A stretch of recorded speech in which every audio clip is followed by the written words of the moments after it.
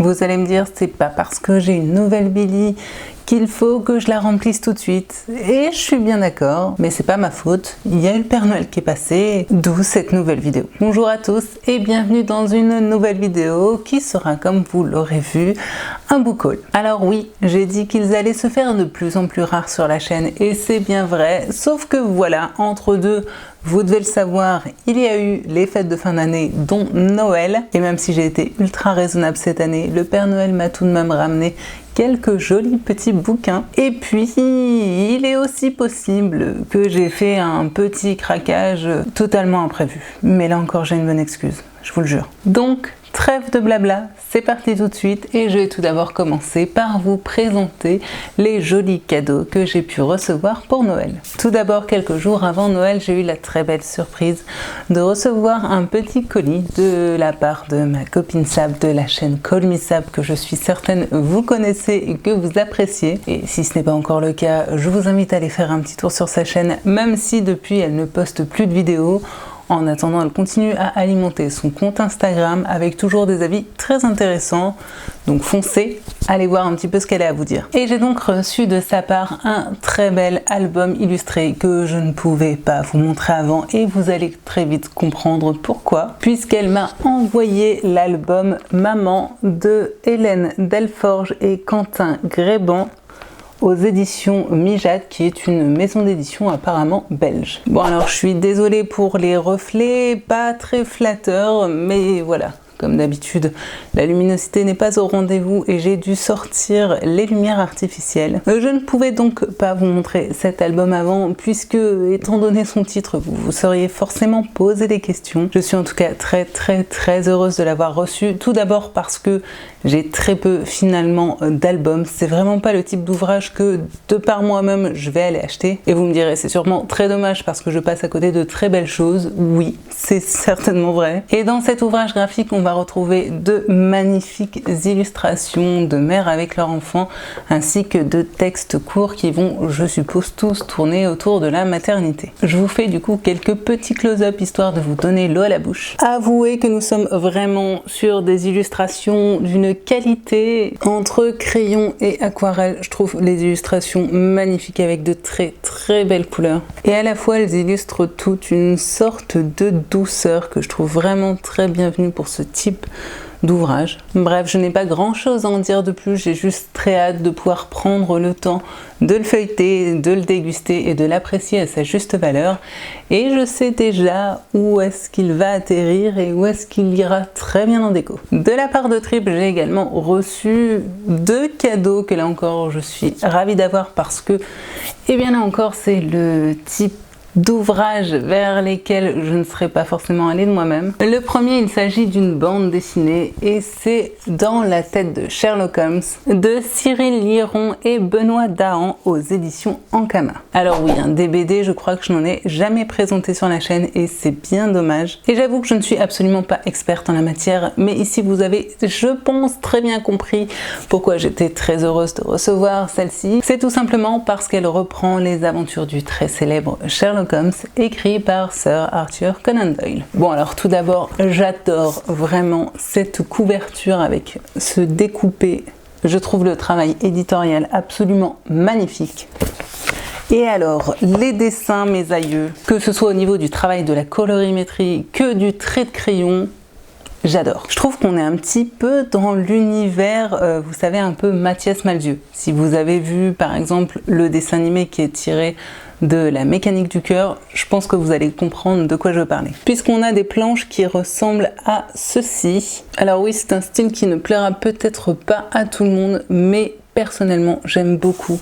Je trouve qu'on y retrouve du coup ce côté vraiment un petit peu old school qui vient, en tout cas qui colle du coup à l'univers de Sherlock Holmes, en tout cas tel qu'il a été écrit à la base. J'ai vraiment très hâte de pouvoir me plonger dedans et de redécouvrir cette histoire, même si je vous avoue que je vais avoir un petit peu du mal à me détacher, dirons-nous, de l'image de Benedict Cumberbatch qui est pour moi la meilleure représentation de Sherlock Holmes, mais je suis sûre que je vais finir par arriver à m'y faire. Je ne sais donc pas s'il s'agit d'un tome 1, c'est fort possible puisque on ne peut pas résumer toutes les aventures de Sherlock Holmes en une seule BD qui est, comme vous l'aurez vu, une BD plutôt classique. Ce n'est pas une BD qui compte un nombre de pages vraiment important. En tout cas, si d'autres numéros peuvent suivre, je pense que je risque fort de me les procurer. Et toujours dans le même esprit, parce qu'il me connaît bien et qu'il sait que j'aime vraiment beaucoup Sherlock Holmes, et comme je vous l'ai dit, Benedict Cumberbatch,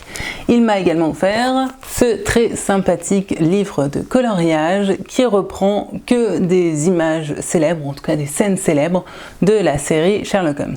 Alors non, je ne vous montre pas mes coloriages écribouillis parce que je n'en vois pas l'intérêt ici, mais en tout cas j'étais très heureuse de le recevoir. Il faut juste que j'arrive à me dégager un petit peu de temps pour pouvoir me plonger dedans et me détendre comme il se doit. Toujours est-il que si vous connaissez la série, vous allez très certainement reconnaître les dessins que je vais vous présenter. Comme par exemple ceci, ou encore ici la scène à la piscine avec Moriarty. Bref, si comme moi vous êtes absolument fan de cette série génialissime qui s'est terminée bien trop tôt à mon goût, je pense que vous aimerez probablement vous replonger un petit peu dedans grâce à ce bouquin de coloriage. Là, moi personnellement, c'est ce que je vais faire. Et le gentil Père Noël ne s'est pas arrêté là puisque chez mes parents, il a eu la très bonne idée d'y déposer 2 coffrets que j'espérais vraiment recevoir et vous allez comprendre pourquoi. Le tout premier a été présenté un nombre incalculable de fois, je pense, dans la sphère Booktube, mais voilà, personnellement, ça faisait un moment que je bavais dessus. Il s'agit donc du merveilleux,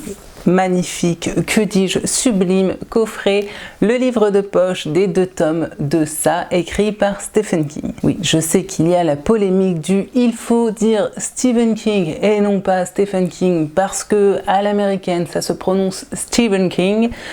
Mais pour ma part, j'arrive pas à m'y faire, je continuerai à dire Stephen King. Alors oui, j'avais très envie de ce coffret, tout d'abord parce que, bon bah soyons clairs, il est juste de toute beauté. Sur chaque face, on retrouve donc les 2 couvertures des 2 tomes de Ça. Et puis surtout parce que non, je n'ai encore jamais lu ça. Je vous avoue que s'il s'agissait de romans de Stephen King que j'avais déjà lus, j'aurais peut-être hésité à les racheter. Mais étant donné que je n'ai encore jamais eu la chance de les découvrir, je me suis dit que c'était l'occasion ou jamais de joindre un petit peu l'utile à l'agréable. Comme ça, je pourrais découvrir l'une de ses œuvres majeures dans une édition absolument sublime qu'il me plaira d'admirer et de tourner les pages, je l'espère, avec délectation. Bref, je ne les sors pas de leur coffret parce que je sens que sinon je vais galérer à les remettre dedans.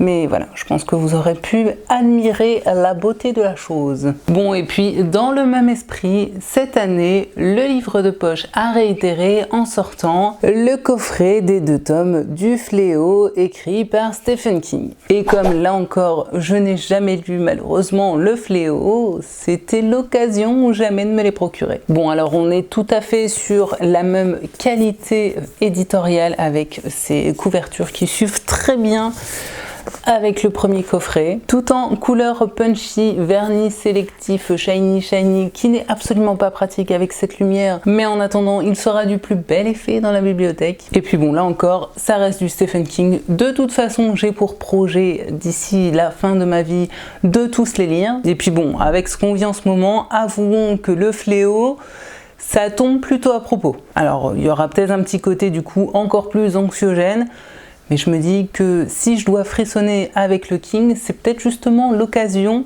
de vivre le truc un petit peu plus à fond et de vraiment flipper. En tout cas, c'est ce que j'en attends.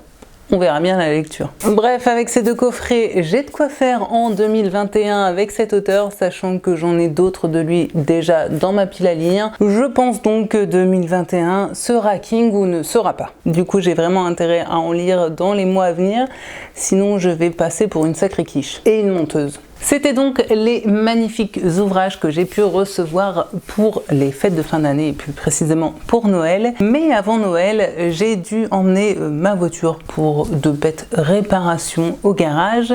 Sauf qu'en attendant qu'ils fassent ce qu'ils avaient à faire, j'avais 1 heure et demie à tuer.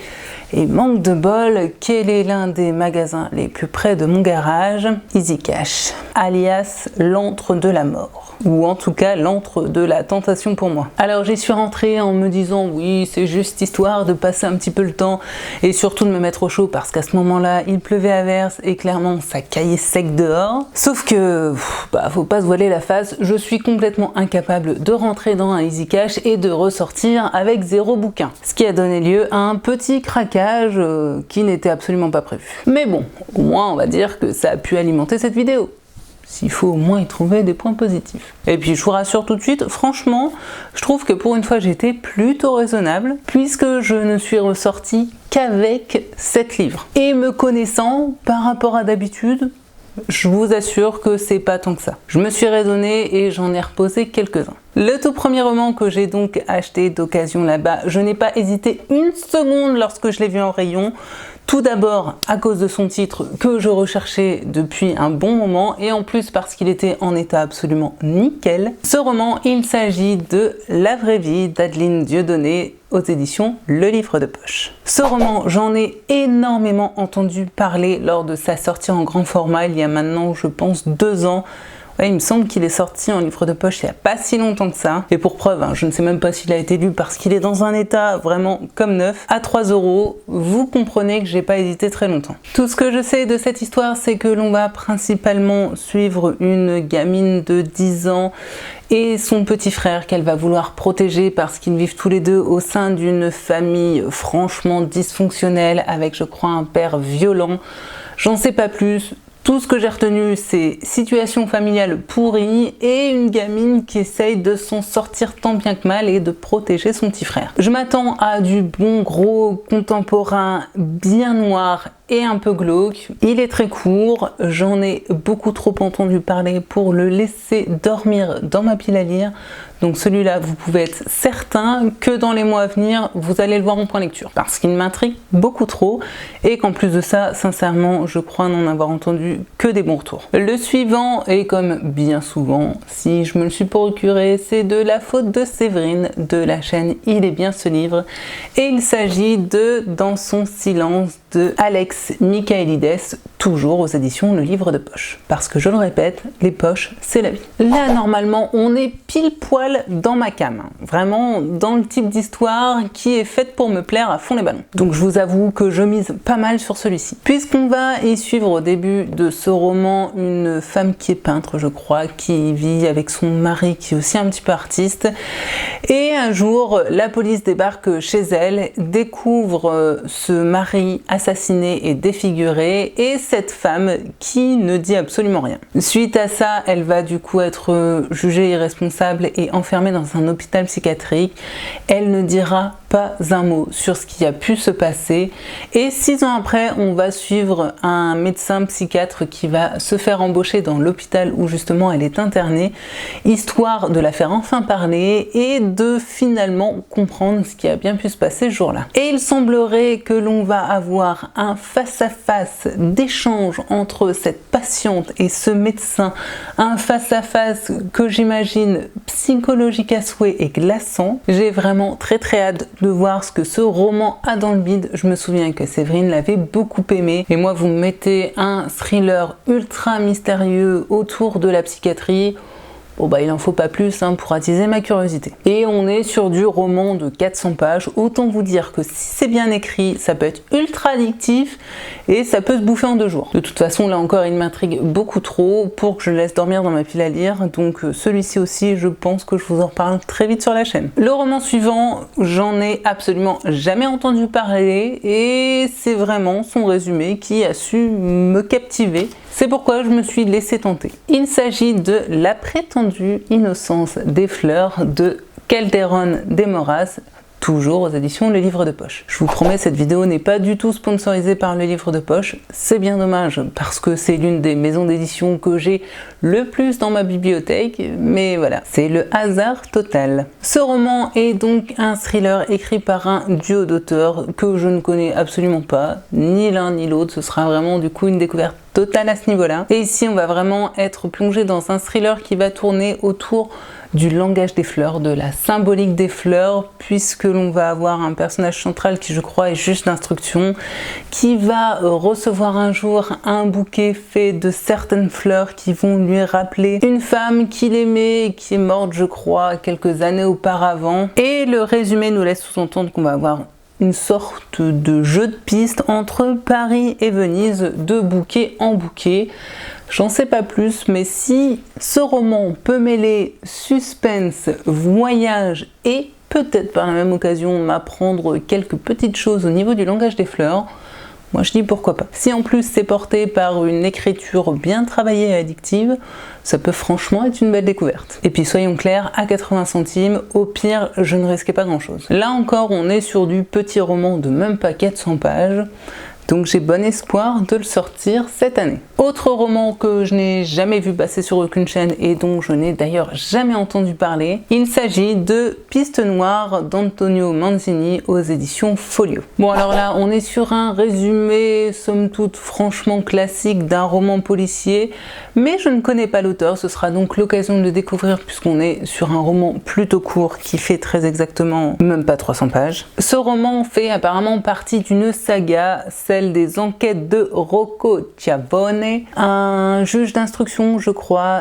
italien apparemment. Un personnage plutôt bougon, pas forcément très sympathique au premier abord, donc attention à voir comment ce personnage va être traité, s'il ne sera peut-être pas trop antipathique pour moi, je ne sais pas, ce sera la découverte.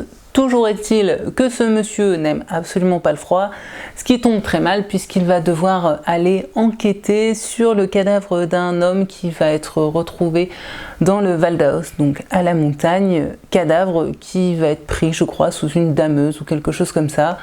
Je vous ai dit, au niveau du résumé, on est sur une enquête qui paraît franchement classique, mais qui peut potentiellement cacher une belle découverte.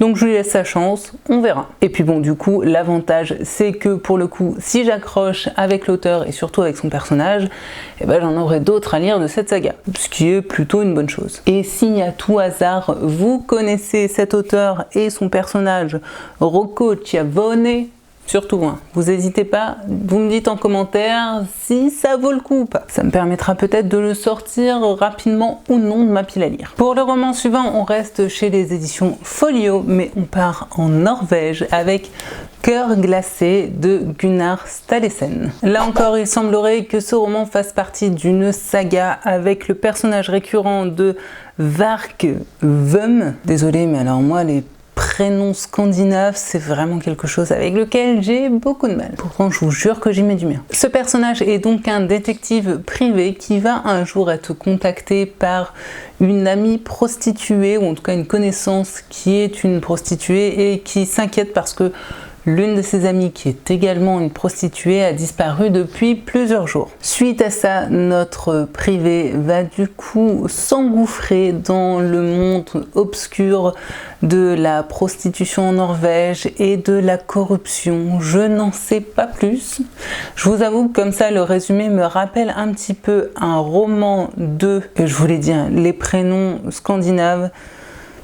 Ça a du mal à s'imprimer dans ma mémoire. Ragnar Jonasson avec La Dame de Reykjavik, qui était un roman que je n'avais pas particulièrement apprécié. D'ailleurs, dans l'ensemble, je ne suis pas une grande fan des romans de Ragnar Jonasson. Mais toujours est-il que le résumé, ou en tout cas la situation de départ, me rappelle ce roman-là, qui n'avait pas été un franc succès. Donc j'espère que celui-ci me comblera peut-être un petit peu plus. Et nous sommes encore sur du 400 pages. Ce n'est absolument pas fait exprès, mais j'ai l'impression qu'à peu près tous les romans que j'ai pu prendre chez Zcash faisaient à peu près cette taille-là. Est-ce mon inconscient qui m'a parlé ? C'est vrai que j'aime plutôt bien en général les romans qui font à peu près 400 pages. C'est un bon compromis entre romans peut-être des fois trop courts et pas vastes qui vont me prendre trop de temps à la lecture. Enfin, trop de temps. Tout est relatif. Là encore, même si je ne connais pas cet auteur, en général, je fais plutôt confiance aux éditions Folio et particulièrement à leur collection policiers, thrillers, etc. Parce que c'est bien souvent des récits qui sortent un petit peu de l'ordinaire, ou en tout cas des auteurs que l'on ne croise pas partout, et parfois c'est franchement de belles découvertes, ou en tout cas par le passé j'ai vraiment pu faire de belles découvertes avec eux. Donc quand je tombe sur certains des romans de cette collection en bon état comme ici, je n'hésite en général pas très longtemps. Et pour terminer ce book haul, je vais pour le coup vous parler de deux auteurs ultra connu, ou en tout cas que je vous ai déjà présenté à plusieurs reprises sur cette chaîne. Et le premier, là encore, lorsque je l'ai vu en rayon, mon œil a accroché la couverture, le titre, et je crois que je me suis littéralement jetée dessus. Et ce livre, il s'agit de Glaise de Frank Buys, toujours aux éditions Le Livre de Poche. Et oui, Frank Buys, j'en ai lu que 2 de lui, mais je crois que je suis tombée amoureuse de la plume de cet auteur. Je l'ai découvert avec Grossir le ciel que j'avais adoré, puis ensuite j'avais lu Plateau qui avait aussi été une super lecture.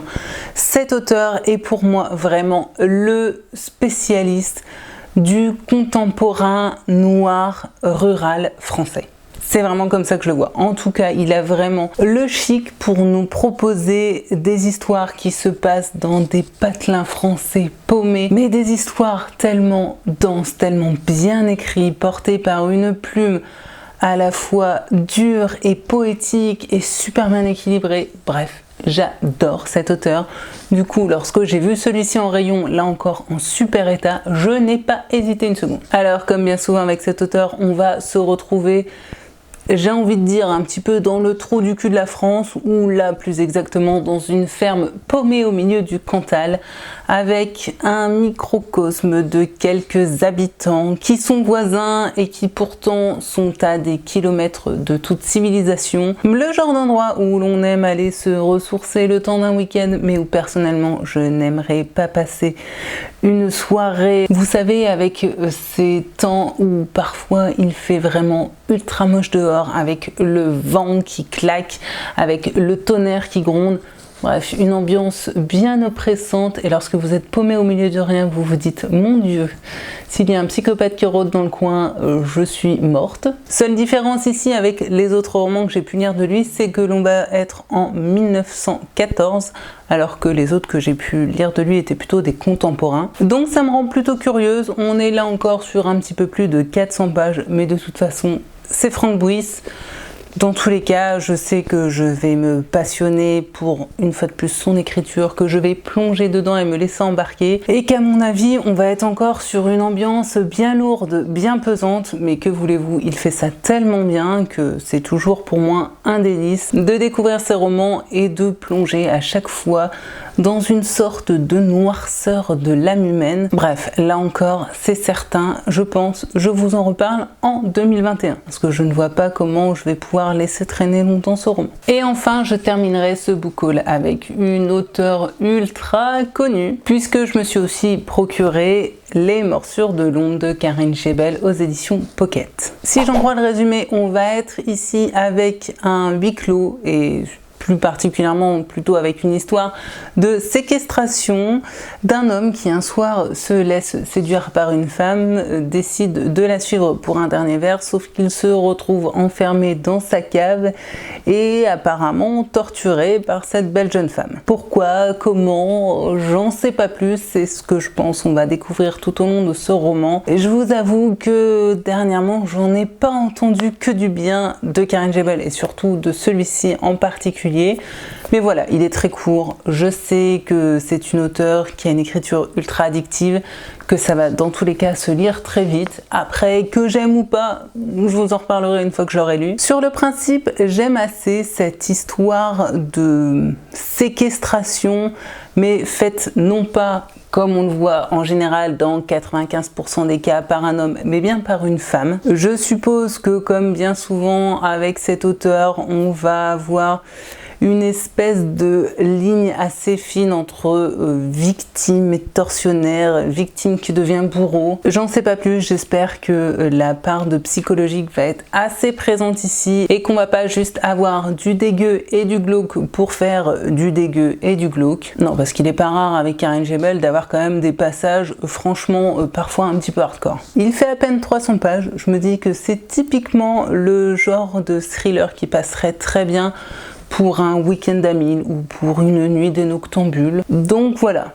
Avec un peu de chance, je vous en reparlerai rapidement. Mais étant donné que c'est pas le seul Karine Jebel que j'ai dans ma pile à lire, c'est possible que ce ne soit pas le premier qui y passe. Et j'allais clôturer là ce book haul, mais j'avais complètement oublié que non, j'ai encore un roman à vous présenter et pas des moindres. En effet, même si le Père Noël a été ultra généreux cette année, il n'en reste pas moins que j'avais mis un autre roman sur ma liste qui n'a pas atterri sous le sapin. Du coup, c'est pas grave, ni une ni deux. Une fois les fêtes de fin d'année passées, je me suis donc rendue dans ma librairie pour me le procurer. Et ce roman, je crois que c'est certainement l'un des seuls grands formats que j'achèterai cette année et l'un des seuls auteurs qui me fait acheter des grands formats et des nouveautés sans que je me pose trop de questions. Certains l'auront probablement deviné. Il s'agit de La Maison des Voix de Donato Carisi aux éditions Calman Levy. Oui, c'est donc le tout dernier Donato Carisi. Que voulez-vous? Cet auteur chouchou, je ne peux pas attendre pour le découvrir. Surtout que concernant celui-ci, j'en ai entendu de super bons retours. Bon, je vous avoue que dans tous les cas, j'aurais eu envie de me jeter dessus, mais si en plus j'entends qu'il est vraiment topissime, bon bah voilà. C'est un roman à plus de 20 €, mais que voulez-vous? C'est Donato. Et je m'achète très peu de nouveautés et de grands formats par an, mais celui-ci, je savais d'avance qu'il en ferait partie. Là encore, on va plonger dans les méandres de la psychologie, et mon Dieu, comme je sais que Donato Carisi sait très bien faire ça. Vous comprenez que je mets la barre là, juste ultra haut avec ce roman. En effet, on va suivre un ou une psychiatre, je ne sais d'ailleurs pas si c'est un homme ou une femme.